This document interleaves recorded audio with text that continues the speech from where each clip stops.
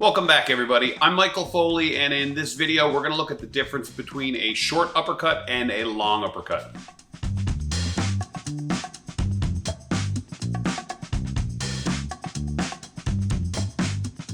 So stylistically, a great example for each is Mike Tyson in his prime for those short, tight inside uppercuts. And then you'd have Conor MacGregor for the long outside uppercuts.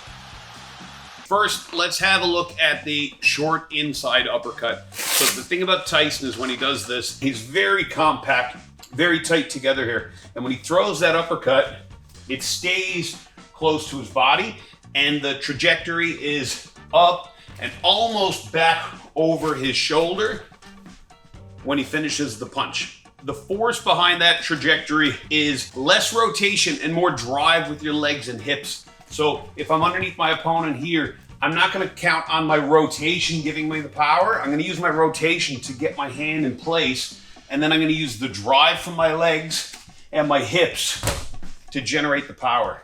So because of those qualities of the punch, I have to throw that punch from close to the inside here. I want to rotate my body to get me underneath my opponent and then drive with my hips and legs to be able to come up. I'm not going to extend that punch out on an angle. I'm going to throw that punch and then scoop it like I'm going to try to punch over my own head or over my opposite shoulder.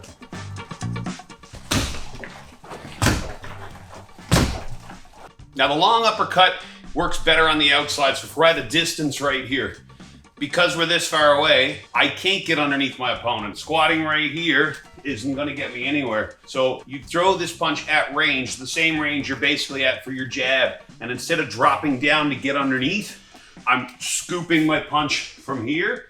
And then instead of driving over my head with the punch, I'm going to extend it out on an angle this way. So because I'm extending it, I'm relying more on rotation from my hip and shoulder to generate power. So these two uppercuts differ because of the line of trajectory. One's going up, the other one's going out, and then the force behind that trajectory differs. So the inside uppercut, I'm relying more on the drive from my legs and hips, whereas the outside uppercut, I'm relying more on the rotation of my hips and shoulders. So because of those differences, you have different times when you can use those punches. You can use the outside style uppercut where you reach when they're on the outside, or also when they're on the inside, so hook range. I can rotate an uppercut right here, but I cannot use the inside style uppercut when they're on the outside. Even if I extend my hand from here, it's just gonna lock out my elbow. I'm not gonna have any connection, no power whatsoever.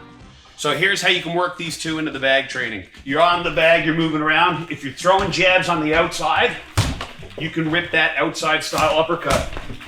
If you want to throw the inside style uppercut, you're going to move in close and add some head movement, like you're going to slip and then throw that inside style.